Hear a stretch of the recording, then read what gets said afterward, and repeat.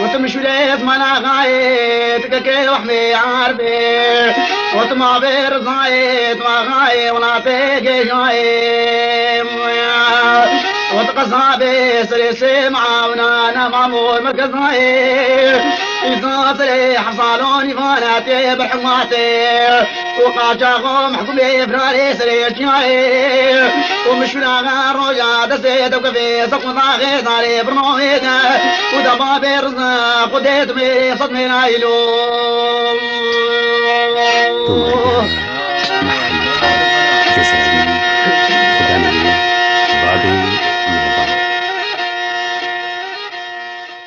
بناوی خواه بخشنده مهریبان حمد و پسندان جخدا را به صلات و سلام لسر مزن ما سروک و رزان ما حضرت محمد مصطفى علیه السلام و لسر آلو اصحاب و اتباعی توان به حتی رجا قیامته تماشاوانن هجا ده برنامه نو یا عشیرن ما ام لپیشبری ونه ایرو ام برنامه خواه جو کردستان باشور جو پارزگاه دهوگ جو نافچه بردارش ام پیشکش وادکن ام لکردستان باشور میوان بشار آغانه بوی ترتیب کرنا برنامه ما تکلیف لیکر دریه خواه نوها ام لکوشکا بشار آغانه بشار آغا دهرم ده عشیرا گوران هیا سروکو پیشکش عشیرا گورانه آغای عشیرا گورانه دهرم ده بناوی بشار موشیر گوران ده داناسین مجی بوی عشیراوی جانا عشیره بنامال عشیره کینه عشیر کنگی و منطقه ده بجی بویه انشاءالله که بشار آقا دوی واریده و ما آگاه دار بکن که بشار آقا هم بخیر هاتنا برنامه ما زور سپاس ایوش بخیر بین صعبه خدا جورازی بون باشن سلامتن الحمد لله سرچوان بخیر بین خیراتنی کنالی رهبر دکین حقیقت امرو روزی خوش بو اما که جنابتان تشریفتان هنا امیدوارین کاتی که خوش لگلک بسر دادی انشاءالله امجی سپاسیه خو پیشکش و همو عشیرا گوران دکم بوی و دریه خو یه گندو مالا خوش مرا بکر بخیر بین سرچوان مش بناو همی عشیرت گوران بخیراتن خدا جورازی با امجی سلاوه خو پیشکشی همو عشیرتا گوران دکم سپاس دگید انشالله که بشار آقا استخوازم اول هون خبرنا داناسین یعنی ناوه و پاش ناوه و باوه و باف پیره و بله بفرمایید بله بنده بشار مشیر اسماعیل صالح مصطفى جردیس احمد پاشا که ل سنیری پارێزگای دهۆک لە قەزای بەردەرەش ناحیەی ڕۆڤە گوندی بامەرزێ نیشتەجێینە ئێمە مێژوویکی زۆر دیر و درێژمان لەو مەنتەقە هەیە حقیقەت 100% زانیاریمان نییە کە ماوەی چەند ساڵ لێرە بەلام بەلای کەمی زیاتر لە 500 ساڵە ئێمە وەکو عەشیرەتی گۆران نیشتەجێینە لەم ناوچەیە یعنی دیرۆکێکی دیار یێ هاتنا منتیقێ نییە تقریبا لەبەر ئەوەی عەشیرەتی گۆران من ناژم یەکە لە عەشیرەت هەر گەورەکان بەڵام عەشیرەتی زۆر زۆر گەورەیە لە کوردستان لە باشوور هەندێک خزم و عەشیرەتمان لە پارێزگای سولێمانی هەیە لە کەرکووک هەیە لە مووسڵ هەیە لە دۆهۆک هەیە بەشیکیان لە کووت و ناسریە و ئێستا بیتنە عەرەب تەقریبەن دەتوانین بێژین لە ئێران گۆرانێکی زۆر هەیە بۆیە زانیاری 100% نییە کە بزانین لە چ شوێنێک و لە چ وەختێک ئەمە هاتینە بەڵام بە کورتی بەلای کەمەوە ئەمە 500 ساڵە وا لێرەیە لەبەر ئەوەی ئەمە باپیرەی هەفتەم و هەشتەممان لێرە بووە خەڵکانی دیکەش گۆران پێشی باپیرەکانی ئەمەش لێرە بینە بەڵام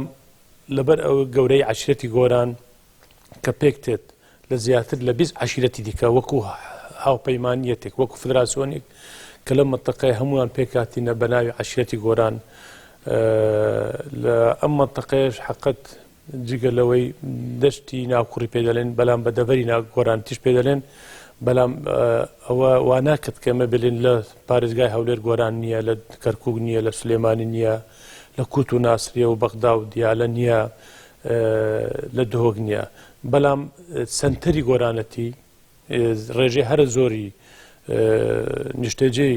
نەفەری نفوسی گۆرانەتی لەم منتەقەیە لەم ناوچەیە کە پێ دەڵێن دەشتی ناوکوڕ و دەڤەری گۆرانەتی یعنی مرکزا گۆران لێرەیە بێشکە لەبەر ئەوەی لێرە زیاتر لە 186,000 گۆران لەم منتەقەیەدا ئەو 186,000 گۆران کە شاراغا چەند گوندێوان هەنە بەنتیقەیدا لە سنووری پارێزگای دهۆک کە گۆران دەست پێ دەکرد لە کەلێکی یاسین ئاغا تا دەگەتە سنووری قەزای شێخان نێزیکەی 180 گوندمان هەیە زیاتر لە 14-15 گوندمانیش لە پشتیای مەقلوبە لە منتەقەی باشووک پێ دەڵێن ئەوانیش گۆرانن هەر خزمی خۆماننیش مرکزا گۆران هەموو گوندێوەیە یا مرکزی سنتەری گۆرانەتی حەقەت بەردەڕەشە و ناحیە ڕۆڤەیە پێشان گوند بوو بەڵام ئێستا ناحیەیە بەڵام ئێمە وەکو بنەمالەی ئیسماعیل ئاغا ئێستا نیشتەجێنە لە گوندی بامەرزێ بەڵام ئامۆزایەکانمان خزمەکانمان زۆربەی هەر زۆریان ئێستا لە ناو ناحیە ڕۆڤەیە بەڵێ سەرۆکی عەشیرێ جەنابێوەیە بەریاوە ڕەحمەتیە باوێوە بوو ji berê de serokê eşîrê li Bamezrê dadinişî? Ne kak Mahmud باوکم و باپیرم و حتا باپیرە هەفتەم و هەشتەمیان هەر لە ڕۆڤیە بێ بەڵام لە ساڵی پەنجایەکانەوە باومە ڕەحمەت ئەو گوندەی کڕی برایەکان بینەنەوە برا جودا بین هەرێک چوە گوندێکی کڕی مشیراغا بەرەحمەت بیاتە ئەو گوندە کە گوندی بامەرزێ پێ دەڵێن لێرە ئەو ملکەی کڕی و ئێمە ئێستا لێرەینە بەێ بەردەڕەش وەگۆ ئەو ژیبەرێ مەرکەزا گۆران بوون هەبوویە ناوشەشوە پێشان ناحیە بوو کە دەتوانە بڵێم کەونترین ناحیە لەسەر ئاستی کوردستاندا ئێستا لە ساڵی 97ەوە بە بڕیاری حکومەتی هەرێمی کوردستان بووە بە قەزا ئێستا شەمە دەڵێم سەنتەری گۆرانەتی قەزای بەردەڕەشە کە بەشێکیمانیش لە سنووری قەزای شێخانن گۆرانێکی زۆرمان هەیە کۆمەلگەی کەلەکچی تەنها بەتنی 5,000 کەسە بەێ کەک بشاراغا گوندێ گۆران یê herî gewre yê mezintirîn kîjanin çend gundê gewre yê mezintirîn hene ئێمە ئێستا ڕۆڤە یەکە لە گوندەکانی گەورە بوو کۆمەلگەی کەلەکچی پێشان کۆمەلگە بوو لە سەردەمەکانی باسی ڕژێمەکانی باسی لە ساڵی 1970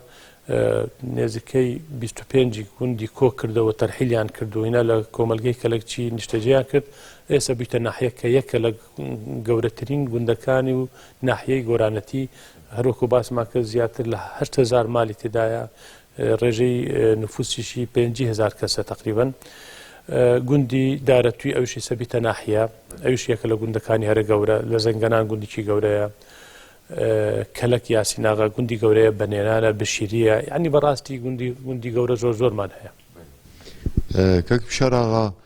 چەند بنەماڵی عەشیرە گۆران هەنە ینی لەگەلمە کوردستانە باکوور ئەم دبێژنە قەبیلە عەشیر یا ژۆرە قەبیلە بنگەهاوەیە لەگەلوە دبێژنە بنەماڵ چەند بنەماڵی عەشیرە گۆران هەیە من باسم کرد لە دەستپێکەوە عەشیرەتی گۆران پێک تێت لە زیاتر لە 20 عەشیرەت ئەو عەشیرەتانە هەر یەک برا گەورەی خۆی هەیە بەڵام هەمومان لە سەردەمیشی زۆر درێژەوە بیتمانە یەک عەشیرەت وەکو عەشیرەتی گۆران هەر بەرەباب و بەنەماڵە و تیرەیەک لە ناو گۆرانەتی تقریبا دوتار بێنم چەند گوندێکی هەیە وەکو بۆتە ڕەشگەریە زەنگەنەیە گێژە ئۆمبەربلە داودیە ڕۆژبەیانیە خدریە موسەییە شێخ بزێنیە بزنیژی گۆرانن بەێ ئێستا لێرە بەشێکن لە گۆران یانی تیرێکی گەورن لە ناو عەشیرەتی گۆران یعنی گۆران لەگۆری ئەستێگیم فدراسيونك فدراسيونەکە دنگا هاوي عشيرة هنا بەڵێ بنمال هنا پێکاتی عشرەتی گۆرانە وەکو هەموو پێکاتی عشرەتەکان دیکە لە عشرەت و بەرەباب و تیرە و قەبیلە پێکتێتن بەڵام لەبەر گەورەی عشرەتی گۆران دەتوانم هەر تیرە و بەرەبابێکی ناو گۆران وەکو عشرەتە کوایە بله كاك بشار آغا و سروكي عشيرتي جنابه ويا برياوا رحمتي باوي وابو يعني برسغريكا مروفكي بعشيرتا غوران رشبه ويخل عائله وبغره يدن يعني ي وان بنمالا پیشکش وان سروكي وان كينه او يغوان افيان جمارد حقیقت من بە ناوهێنان من پێم باش نییە ناوی بینم لەبەر ئەوەی ئێستا بەێ وای لێ هاتیە کە هەر گوندەك هەر قەبیلێک سێشا برا گەورەی هەبیت بەڵام برا گەورەی ئەسلیش هەیە ئەمە دایان ناسین هەمووان تعاملیان لەگەڵ دەکەن جەنابەت بەحثت کرد کە ئەنگۆ وەکو ڕێز عەشیرەت گۆران من وا پێ باشە پێم برن خزمەتچی گۆران لەبەر ئەوەی برا گەورە دەبیت خزمەتچی بیت نابێت خۆی فەرز کرد برێت ئەمن ڕێز عەشیرەتم کردەوە و مێژووی دەبی بسەلمێنێت کە ئەو ڕێز عەشیرەتە بۆیە ئەمن بە شانازی و دەلێم مێژووی باو باپیرانمان کە بەردەوام خزمەتی عەشیرەتی گۆرانیان کردیە خزمەتی خەڵکی عەشیرەتەکان دیکەیانش کردیە دیوەخان و گوند و کۆچکی مشیر ئاغا و سمایل ئاغا و مستەفا ئاغا و ساڵح ئاغا بەردەوام کرایتەوە نەک بۆ عەشیرەت گۆران بەڵکو بۆ هەموو عەشیرەتەکان بۆ هەموو نەتەوەیک بۆ هەموو ئاینێک مێژوش دەسەلمێنێتن کە مشیر ئاغا دەرکەی کرابەوە ئەم گوندە و ئەم ناوچەیەش گۆرانەتی لە سەردەمانێک کە غێر عەشیرەت تەرحیل و تەبعید دەکریان کە غێر عەشیرەت زولمیان لێ دەکرا هانایان دەهینە ئەو منتەقەیە لێرە باوم بە ڕەحمەت بیت باپیرم بە ڕەحمەت بن وانی دەحەواندەوە بۆ ماوەیەکی درێژ حتا کات کێشیان چارەسەر دەبی یان سولحیان دەکرد ئەو جێ دەچنەوە شوێنی خۆیان بەڵام ئێمە هیچ فەرق و جیاوازی نێوان عەشیرەتی گۆران و هیچ عەشیرەتی دیکە ناکەین لەبەر ئەوەی وەکو ملەتی کورد دوژمنمان یەکە دوژمن یەک ڕفتارمان لەگەڵ دەکات هیچ فەرق و جیاوازی نێوان گۆران و هەرچی و زێباری و سوورچی و باکوور و باشوور و ڕۆژهەڵات و ڕۆژاوە ناهێنیتن ئێمەش پێویستە ئێمە هەمووان وەکو یەک عەشیرەت وا خۆمان حسێب بکەین بەڵام تەنها ناوەکان دەبینێت ئەوە گۆرانە ئەوە غێر عەشیرەتە بۆ ئەوەی مێژی خۆمان لە بینەکەن ئەگەنا لەم سەردەما من پێم باشە کوردستان هەموو یەک عەشیرەت بیتن بەو ناوگازی بکەین لەبەر ئەوەی دوژمنمان یەکە ئایندەمان یەکە کە ڕێژەمەکان یەک لە دوایەک هەموو وڵاتانی دەوروبەرمانیش کە زولمی لە کورد کرد سەهی نەدەکرد کە ئەوە چ عەشیرەتە دەیگوت تەنها کوردە بۆیە ئێمە لە سەردەمێکی پێویستیمان زۆر بەوە ناکرد کە عەشیرەتگەرێکی زۆر بە تەعەسسوب بکەین بەڕای من ئێستا ئەو گوندە ئێمە لێ نشتێجێنە ڕاستە سەنتەری گۆرانەتیە بەڵام من عەرەبم هەیە من هەرچیم هەیە زێباری لەکن من گۆران لەکن من مەسیحی لەکن من یەزیدی برایەزیەکانمان لەکن من یعنی واتە ئەمە هیچ فەرق و جیاوازی نێوان ناکەین تەعاملمان لەگەڵ هەموو وەکو یەکە و مێژومانش دەسەلمێنێت کە مشیر ئاغا بە ڕەحمەت بیت چی کردێ بۆ خەڵکی فەقیر و هەژار بە تایبەت ئەو خەڵکێک کە کێشەی دەبوو کە لێ دەقەوما یعنی زۆر خەڵکە کە بێ ڕووی لێرە کردیە لەبەر فەقیریاتی لەبەر کێشەی کۆمەڵاتی لەبەر ئەوەی لە سەردەمی نظامی یەک لە دوایەکی عێراق کە ڕایان دەکرد لە ترسی عەسکەری بە یان لەبەرگرتن و کێشەیەکی سیاسی بە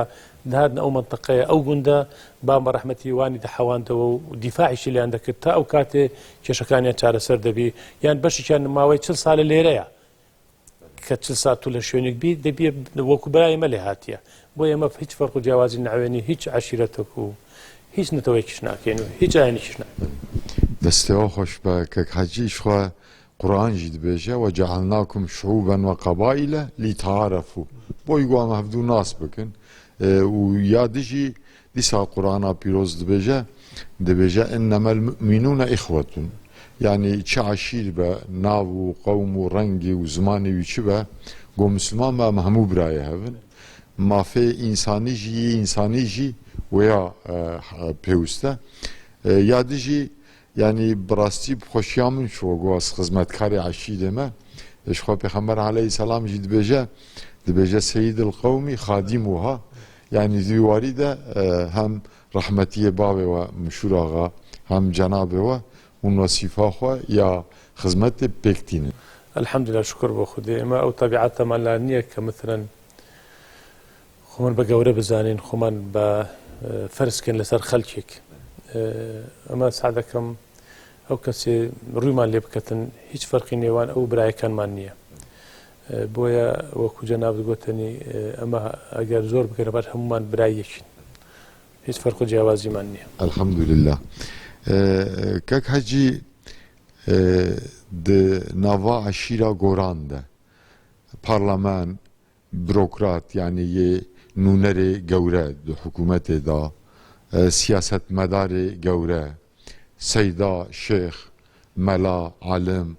روشنبير دنگبيش دركتنا بيشك عشيرتي غوران اگباسي لروي شورشي كردايتي بكين زور سرکردەی قارەمانمان لێ هەبووە تا ئێستاش هەندێکیان چوونە بەر ڕەحمی خوددا عافیان کرد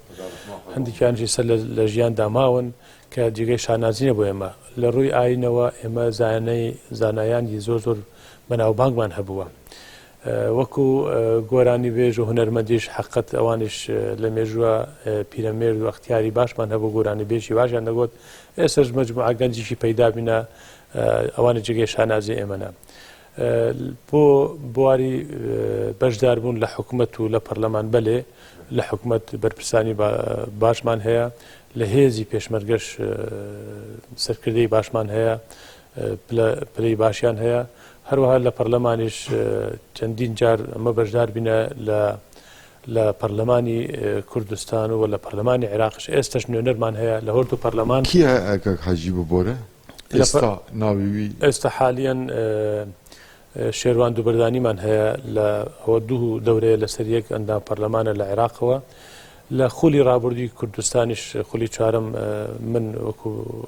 بشار ئەندامی پەرلەمانی کوردستان بووم بۆ ماوەی 5 ساڵ بەلێ ڕابردوودا ینی ساڵ 2013 بەلێ وەزیرمان هەیە لە کابینەی نوێمی حکوومەتی هەرێمی کوردستان سەرکردەی پێشمەرگەی زۆر بەرزمان هەیە لە هێزی پێشمەرگە وەرزشوانی زۆر باشمان هەیە ئینسانی ڕۆشنبیر و ئەکادمی و ڕۆژنامەنووسی زۆر بەناوبانگمان هەیە لە ناو گۆران جێگەی شانازینە بۆ ئێمە کاک حاجی دەما شۆرەش و راپەرینێ دە منتیقا گۆرانژی گەلک زەراردی وەکی منتیقا هەلەبچە وەکا بارزان وەکی دێ ینی لێرەژی ئینسان پەنابەر بوون ji gundê xwe ji erda xwe derketin yanî rejima behsî zerar da verî کاک محەممەد باسم کرد دژمنی گەلەکەمان کە زولمی دەکرد سەیری نەدەکرد ئەوە چ عاشیرەتە و چ ناوچەیە تەنها ئەوە کووردە دەبێت نەمینێتن ئەنفال بکرێت کیمیاباران بکرێت بکوژرێتن بۆیە ئێمە وەکو عاشیرەتیش گۆران کە لە مێژووی ڕێبازی بزاوی خوازی گەلەکەمان بەشدار بووینە بۆیە بەردەوام لە بن هەرەشەی ژمن بینە بەلێ لە سەردەمانی پێشی شۆڕەشی ئەیلول ئەم منتەقەیە داگیر کرابوو ئەم منتەقەیە زولمی لێکرا خەڵکی مە دەربەدەر و ئاوارەی بوون چونە ئیران هەندێکیانیش نەفی کران بۆ خوارووی عێراق وەکو منتەقەی ڕۆمادی پێدەرێن تا ئێستاش چەند مالێکمان مایە لەوێ بۆیە عاشیرەتی گۆرانیش زولمی زۆری لێکرایە قوربانیی زۆریدایە لەبەر هەستی نەتەوایەتی گۆران تووشی کارەساتی گەورە هاتیە بەڵام شکر بە خودا لە پاشی سەرهەڵدانی بوهاری 91 کە گەلەکەمان بەتێکراوە شۆڕەشی کرد و سەرهەڵدانی کرد ئەم منتەقەیەمان ڕزگار بوو لە دەستی دوژمن و داگیرکەران تا ئێستا شکر بۆ خودا ئەمە بەسەر بەرزی بەسەر بلندی لە ناوچەکەی خۆمان دەژین دەتوانم بڵێم بەبیری من و پێشی منیش ماوەی زیاتر لە 100 ساڵە وەکو ئێستا ئەمە وەکو عاشیرەتی گۆران بەسەر برزی و سەربلندیدا نەژیانە لەو پەڕی ئەمانەتانە ئەویش لە بن سێبەری و سیاسەتی حەکیمانەی سەرکردایەتیمان و حکوومەتی هەرێمی کوردستان خدا سەلامەتیە بدە ئینشەڵا شەهید جیهان ناژ عاشیرەتا گۆران بێشک شەیدێکی زۆرماندایە لە شۆڕەشی ئەیلول کە شۆڕەشی ئەیلول ساڵی 1961 دەستی پێکرد دەتوانم بڵێم یەکەمین چریسکەی شۆڕەشی ئەیلول لەم گوندە سەری هەڵداوە یەکەمین شەهیدیش کە جێگەی شانازی ئێمەیە لەم گوندە شەهید بێ لە شۆڕەشی ئەیلول لە 1961 ئەویش یەکە لە پێشمەرگەکانی بابم بەڕەحمەت پێشمەرگەی بشاخە ئەویش یەک لە پێشمەرگەکانی برا مەسیحیەکان کریستیان بوو کە دەتوانم بڵێم لەو حەنقارە لێرە لەو ئەو جۆگەیە سەعات 3 نیوەڕانی بێ شەهید بوو ناوی بنیامین ئێلیشیا بوو کە ئەمە جێگەی شانازی ئێمە هەمومانە لە شۆڕەشەکان دیکەشەوە لە شۆڕەشی ئەیلولەوەش شەهیدێکی زۆرمان هەیە لە شۆڕەشی گولانیش شەهیدمان هەبووە لەسەر هەلدان شەهیدمان هەبووە تا ئێستش لە شەڕی داعش کۆمە لە پێشمەرگەیکی قارەمانمان حەقیقەت دەستدا کە ئەمەش ئینشاڵڵا لە جێگایان هەمووی بەحەشتە ئەم هەموو جێگەی شانازی ئێمەە کە وەکو عاشرەتی گۆران قوربانیماندایە بۆ بەرگیریکردن لە خاک و نیشتیمان دەست خۆشکەک حاجی کەک حاجی ئابووریاوە پشت بە یێ منتیقی گۆران من باڵا خەدای دەماگۆ ئەم ڕێدەهاتن زریعەت جی هەبوو یعنی ئەرد هەبوون زریعەت هەبوو هەو ئابووریاوە زریعەتە یا تشتێکی دەهەیە ینی جۆتکاریە یا تشتێکی دەهەیە بەێ ئەم منتەقەیە پێدەژین دەشتی ناوکوڕ ناوی منتیقی دەشتی ناوکوڕ ناکۆڕ ناوکوڕ بەێ یەکە لە باشترین دەشت لەسەر ئاستی عێراق بۆ کشتتوکالی یعنی خاوەن خاچی بە پیت و بەرەکەتە ئاوکی باشمان هەیە کەش و هەواکی زۆر گونجاومان هەیە بۆ زراعەت یعنی ئەو منتەقەیە زۆر بەناوبانگە بۆ زراعەت هەموو جۆرێکی زراعەت لێرە سەرکەوتو دەبیت ناجح دەبیکن ئێستش ماوەی 10 ساڵە ئێمە هەوڵماندا سوود لە ئەزمموی وڵاتانی پێشکەوتو ڕۆژئاوە وەکو هۆڵەندا وەل بگرین هەندێک هۆڵندی ماهینە لێرە زیراعەتیان کرد ئەو زیراعەتە سەرکەوتی بوو زۆر پێشکەوتووە ئێستا منتەقەیە مەسەلا و زیراعەتاکە حاجی ئەو یا هۆڵندیا بۆ پێشوەکری بەڵێ ئێمە من لەگەڵ هەندێک هۆڵندی کۆمپانیەکمان دامەزران بە ناوی KH کوردستان هۆڵند کە ماوەی 12 ساڵە ئەمە پێکەوە ئیش دەکەین لەم منتەقەیە توانیمانە ئاستی بەرهەمهێنانی کشتتوکاری بەگشتی و بە تایبەت بەرەبوومی گەنم و پەتاتە زیاد بکەین و جۆتیاری باش دروست بکەین یعنی جۆتیارمان لێرە ساڵانە نزیکەی 100 جۆتیارمان ڕەوانەی هۆڵندە دەکرد بۆ مەشق و ڕاهێنان و بۆ سوود وەلگرتن لەو پێشکەوتن و ئامێرە و تەکنۆلۆژیە کە لە هۆڵندە بەکاردێنین هێنامە لێرە تەجریبەمان کرد و تاقیمان کردەوە سەرکەوتوو بووە بۆیە ئێرە سەرتانی بێژین مرکزی ئابووریە مرکزێکی زیراعیە لەسەر ئاستی عێراق دەتوانین بڵێن ئەم منتەقەیە جۆتیاری وای لێ دروست بووە ئەگەر حکوومەت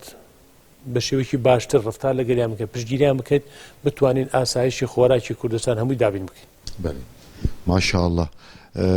بیر هوندکۆلنکەکە حەجیب ئەم دەبێژم بیر ینی ئاواوە ینی سروشتیەکانەیە یە سروشتینەیە اون بیرات کۆڵن بەێ پێشان دوو ڕووباری گەورەمان هەبوو زەی گەورە و غازر کە دەشتی ناکوور دەکەفتە نابێنی ئەو دوو ڕووبارە بەڵام لەبەر کەمی باران و هوشکە ساڵی ئەمە چەند ساڵ ڕابردووە ڕێژەی ئاو کەم بیە ئێمە ئێستا ناتوانین سوود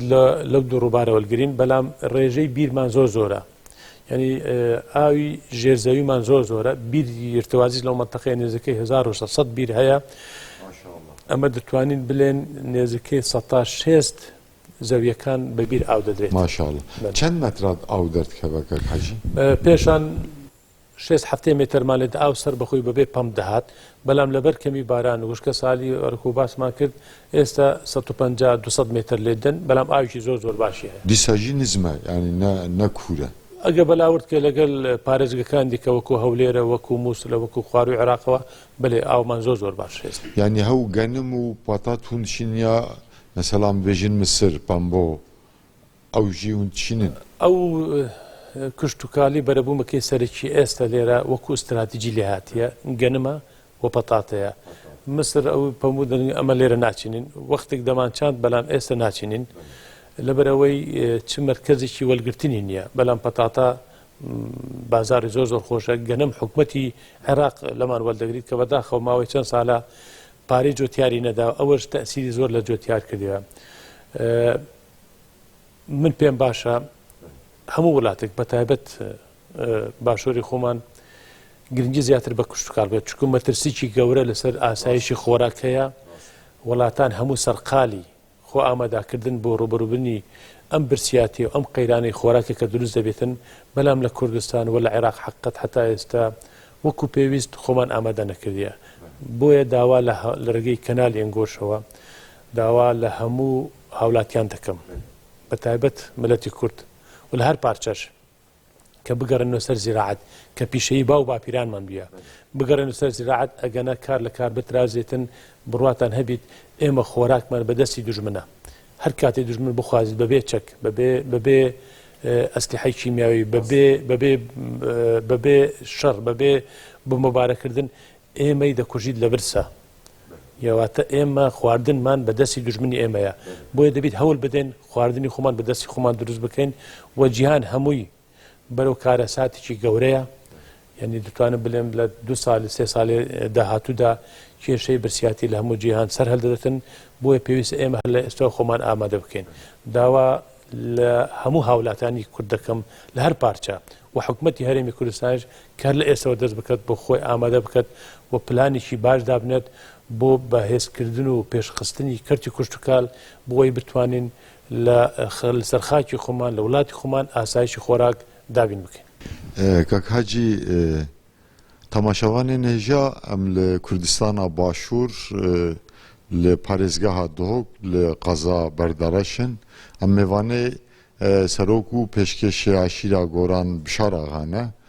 دەرحەقی عەشیراوی دەرحەقی ژیانە هەرێمێدە دەشتا هەرێمێدە کە بشاراغاڕە ئەم هەڤپەیوینێتکن بەرنامەمە بەردەوام دکە شخوا وەژی فێم کرد ئەس باوەرم کە بشاراغا مە پرسا دەبرا هەرێمێ کردمە گۆ بشید بە بتەیبەتی لەسەر زیراعەتێ دخەبتن پێشنیاراوی ئەڤە دبێژە تەماشەوانێ گۆ سەر شاشا گوهداری ئامەدکن لازمە گەلەکی قیمەتێ بدەن زیراعەتێ لەورا دبێ هەگەر میلەتێک چاندنی ویتونە بە ئەو قوتێ خۆ تەمین نەکە وێ هەر دائم محتاجی نەیارێ خۆ ببە ئەو ژی ڕۆژێکێ گۆ نەیاری بخوازە ئەو تشتێ گۆ سەروی قوت بکە وێژ برشینا هەلاک ببە بڕاستیژی تەزبیتاوی دژی دەیە کەک بشەراغا حکوومەتا هەرێمێش بۆ کشت و کاڵ یارمەتیە جۆتکاراتکە بەڵێ لە چەند کابینەی ڕابردووە لەبەر ئەوەی وەزعی ئابووری حکوومەتی هەرێم زۆر باش بوو پشتگیری جۆتیارانی دەکرد بەڵام لە 2013ەوە حکوومەتی عێراق بودجە و موجەی هەرێمی کوردستانی قەت کرد و هەبلوقەی ئابووری خستە سەر حکوومەتی هەرێم و پاش ڕیفراندۆمی 2017 حقیقەت وڵاتانی دراوسی هەمێ و بەتایبەت عێراقیش کێشەیەکی زۆر گەورەی بۆ ئابووری هەرێمی کوردستان دروست کرد بەڵام لەم کابینەی نوێم یەک لە بەرنامە هەرە گرنگەکانی ئەم کابینە گرنگیدانبی بە سیکتەرەکانی کوشتتوکال پیشەسازی واتە سیناعەت و گەشتیاری سیاحەت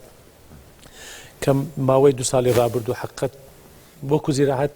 پێشکەوتنێکی باشی بەخۆ دیتەوە دەبینی جەنابی سەرۆکی حکوومەتی هەرێم ڕۆژانە بەردی بناغە بۆ پرۆژەی کوشتتوکالی دادنێت پرۆژەی گەورە افتتاح دەکرێت و دەکرێتەوە واتە ئێستا هەم حکوومەت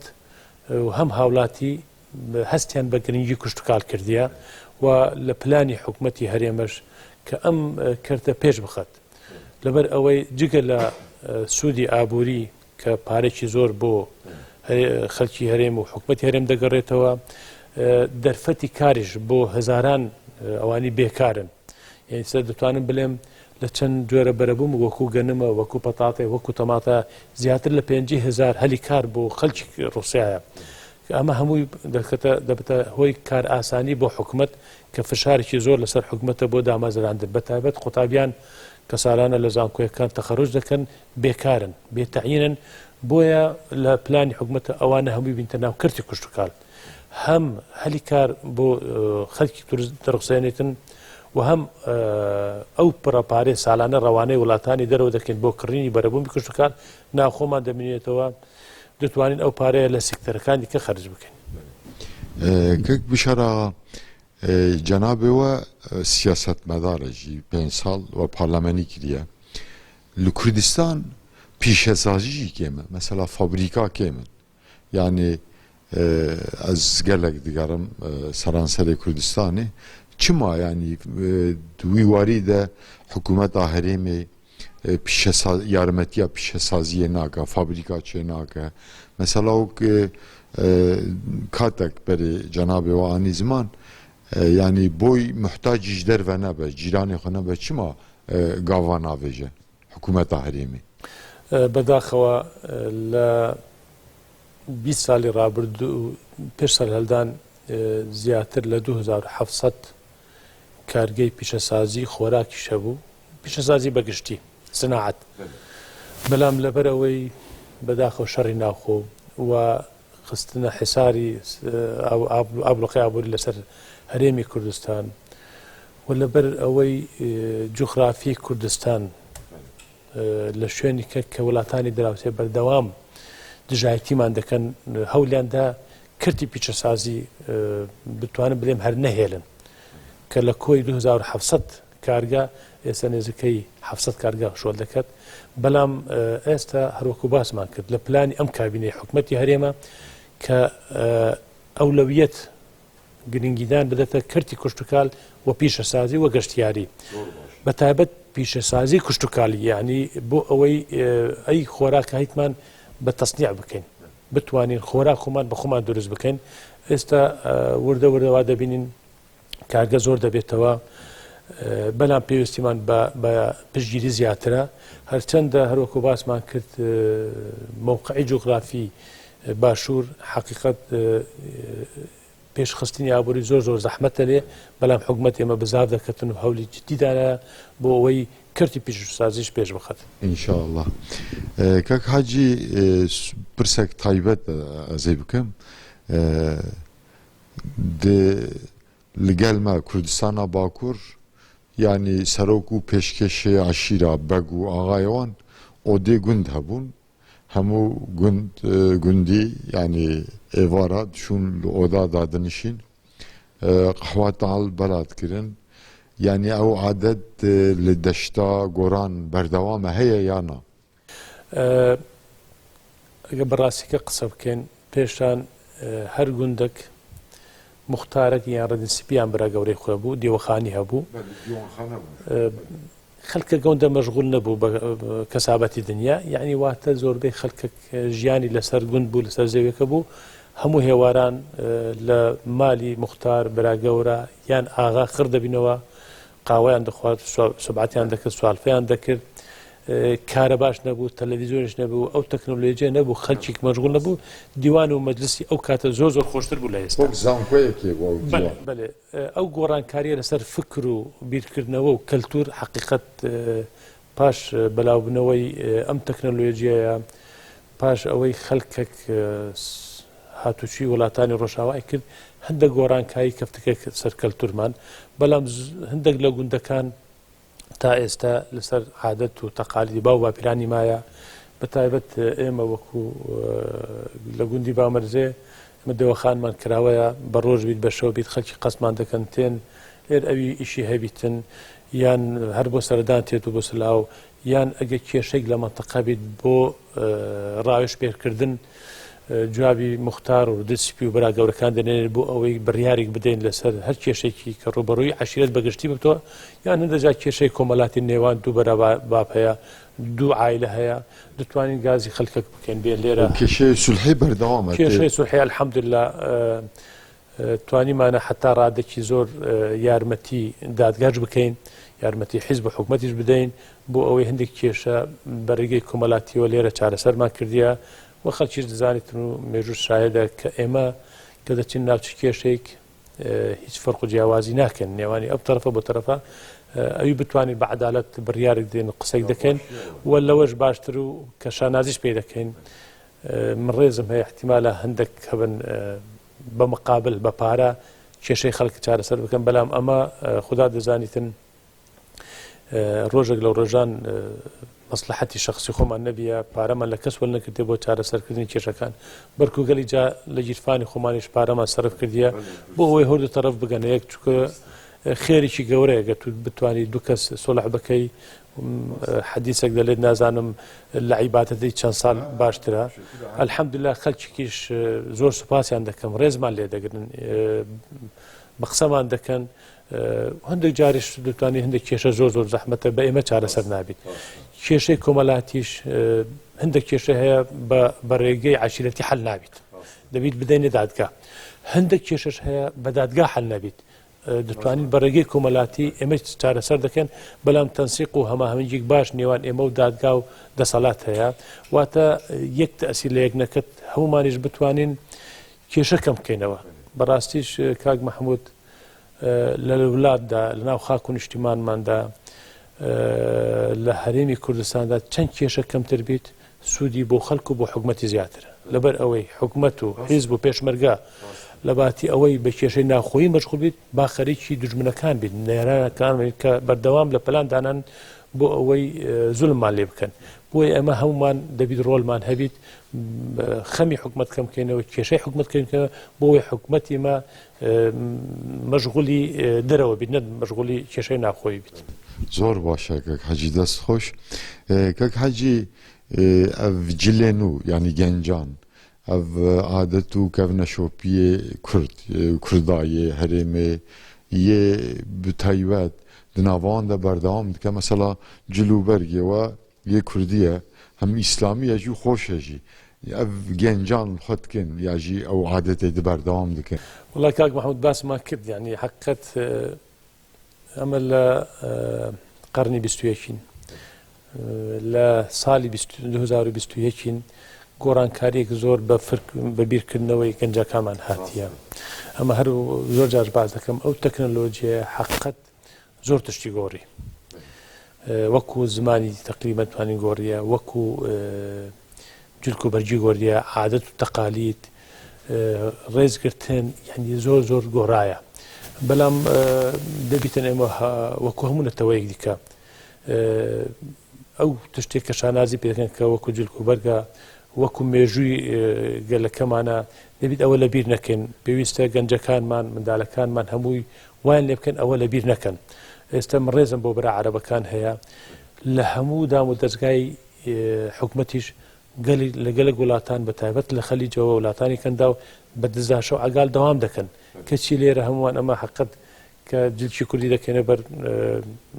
ناچینە شوێنی ڕسمی بەڵام لە مناسەبەکان لە عەیادەکان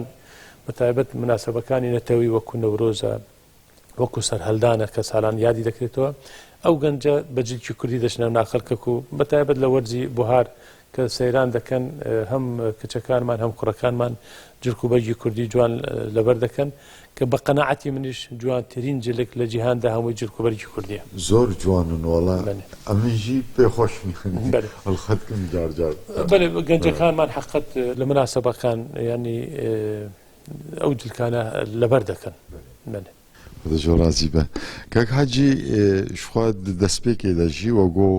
عشیرە گۆران هەونەل منتیقا دەشتەیە یعنی بەردەرە شودۆکە ji bilî Kurdistan'a başûr goran li kî derê hene li dewletê cîran بەێ گۆران لە تورکیا زۆرن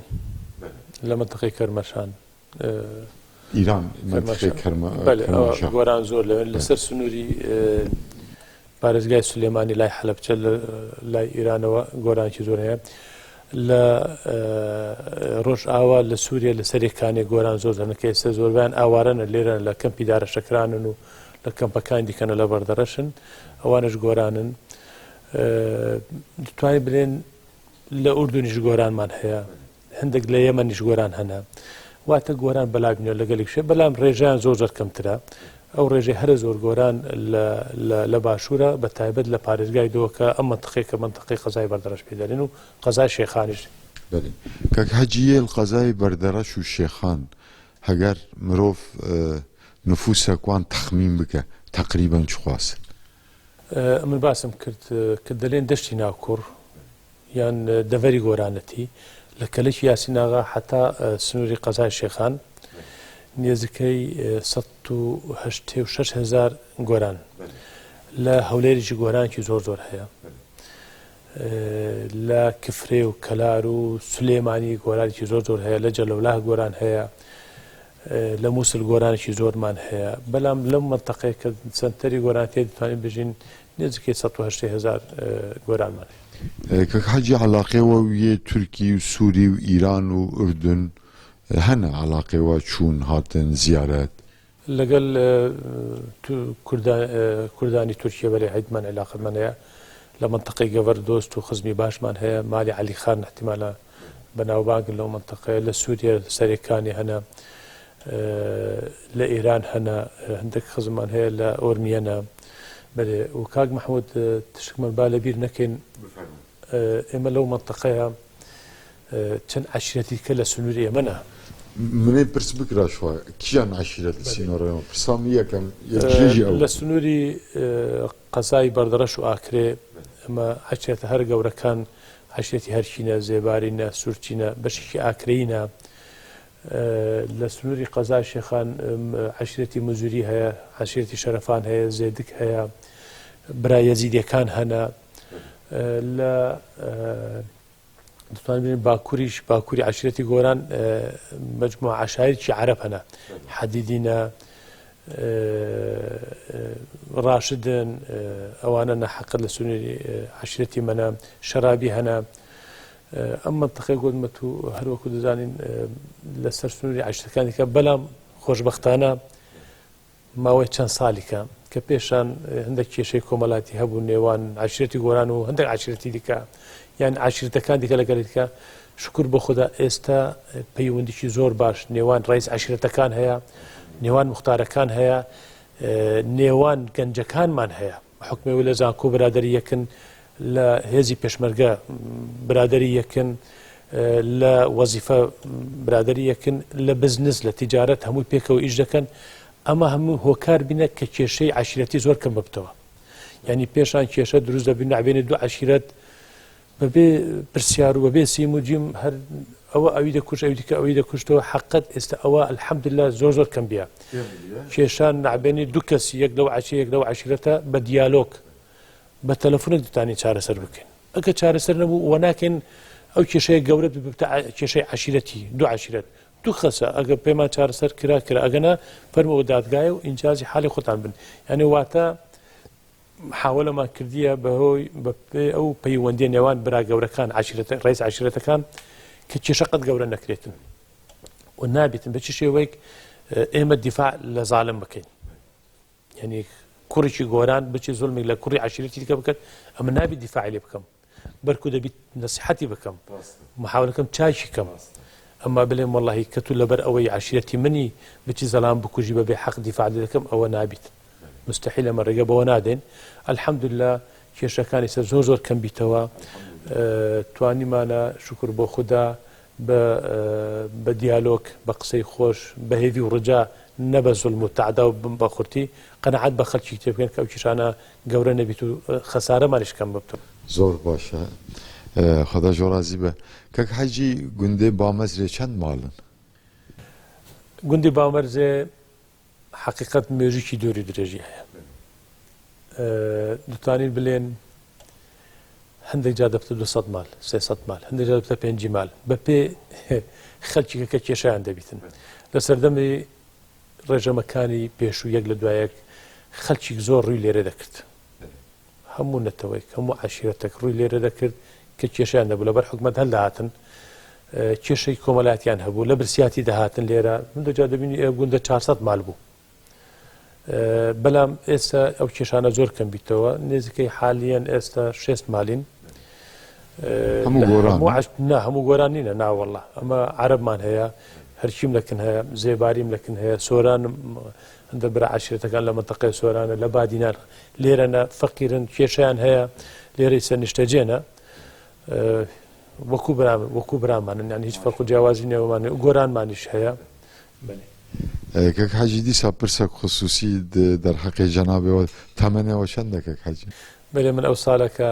لە 12 دوو ساڵی داهاتوو دەمە 55 ساڵ ماشاءالله هون گەنجن بەڵێ الحەمدولله سپاس دەکەم ساو خۆدیشەڵە پەروەردەهیەوە من دەرچووی شەشی ئەعدادیمە ئەعدادی تیجارە لە مووسڵ خلاسم کردیە ئێمە بابم بە ڕەحمەت بی 9 برای هەبوو من 4 برام لە خۆم گەورەتر هەیە 4 براش لە من گچکەتر هەیە بابم بە ڕەحمەت بی 3 ژنی هینا بوو ئەمە برایەکان لەو گوندە دەژین من 4 لە خۆم گەورەترێ 4 لە خۆم گچکەتر هەیە یە ناوەندتون بەڵێ دیارە خزمان پێیان باش بوو ئەو مەسئولیەتە ئەمە هەلبگرین سپارتنەوە وەکو ڕدن سپی و برا گەورە و عایلەی ئێمەش وەکو ئامۆزایەکان خزمەکان پێیان باش بوو مەسئولیەتی عەشیرەتی لە ئەستۆی خۆم هەڵبگرم الحەمدولله بە هاوکاری برایەکان و ئامۆزایەکان و پیا و باشی ناو عەشیرەتی گۆران کە زۆریان باشن توانیمانە حتا ڕادێک سەرکەوتوو بین لەو ئیشە بە شایەدی خەڵکەکە ئینشاءالله خدا جوازی به تماشاوانên هێژا ئەم لە کوردستانە باشوور پارێزگاها دهۆک لە ناوچەیە بەردەڕەش لە گوندێ بامەرز رێنە ئەم میوانێ حەجی بشار ئاغانە لە کۆشکاوینە لە دەرحەقی هەرێم و ژیانە هەرێمێ یا منتیقاوانی گۆژێرد بێن دەشت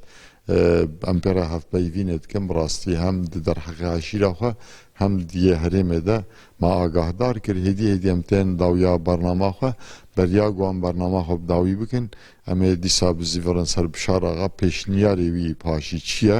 بوی شکلی اما برنامه خو داوی بکن که هجی هندک مایا کاتمه پیشنیاری و چیه جگوران راش منطقه راش کردستان راش جهان راش کاک محمود وڵاتان جیهان هەموو بەرەو پێشکەوتنە من بەڕێگەی کەنالی ئێوەی بەڕێزەوە داوا لە هەموو تاکی عەشیرەتی گۆران گرنگی بە خوێندن بدەن هەر نەتەوەیەک هەر عەشیرەتێک ئەگەر پێشکەوت بیت گەشتی بتە ئامانجی خۆی بە خوێندن گەشتیە سەردەمانێک بە چەک و سیلاح خەباتمان دەکرد بۆ ئەوەی بتوانین پارێزگاری لە خاک و ناوچەکەی خۆمان بکەین پارێزگاری لە عەشیرەتی خۆمان بکەین بەڵام ئێستا بە قەناعەتی من بە خوێندن دەتوانین خزمەتی خەڵکی خۆمان سلاحی ئێستا خوێندنە بڕوانامەیە بە تایبەت زمانە زمانی وڵاتانی بیانی ئەمە بزانین بە تایبەت زمانی وڵاتانی کە ناحەزان و نایێرانی ئێمەتێن بۆیە زمانی دوژمن بزانی زۆر زۆر باشە بۆیە لێرەوەش دووپات دەکەمەوە کە خوێندن ئێمەی وەکو کورد هەمووی ڕزگار دەکات لەو نکبەت و نەهامەتی کە چەند ساڵی ڕابردووە ئەمە بەهۆی شەڕەکان دابڕابین لە خوێندن و لە بەدەستهێنانی شەهادا بەڵام ئێستا هەمووی کەشەکە گونجاوە بۆ ئەوەی خەڵکی ما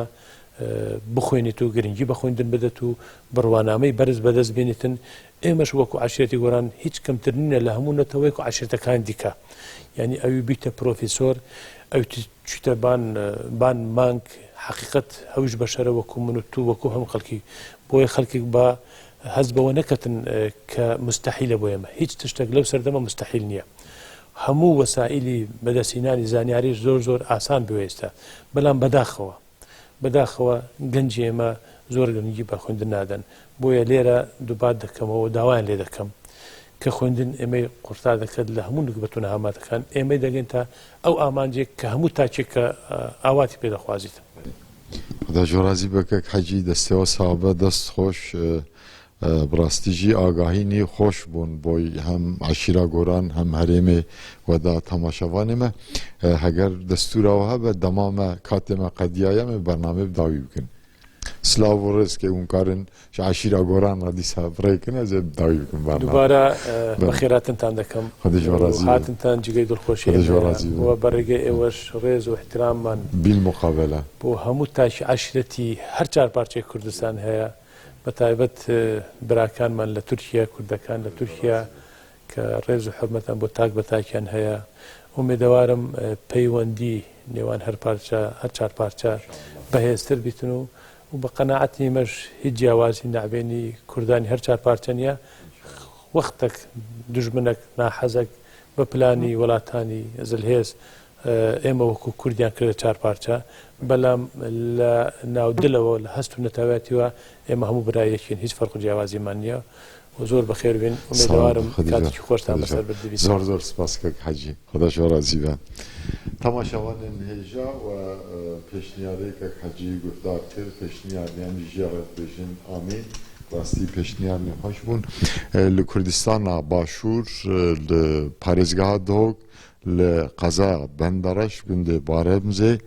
ما بکەک حەجی بشار ئاغاڕە دەر حەقی عەشیر و هەرێماویدا ما هەفپەیوین کرد دەماش بۆ بەرنامە ما هەتبوو ڤەقەتاندن بداوی بوو هەتا هەڤی گشتنا بەرناماکی دێ تەنگی و تالیە نەبینن هەر شاد و بەختەوار بن ئەسەلامو عەلەیکوم وەڕەحمەتوڵڵاهی وەبەرەکاتوه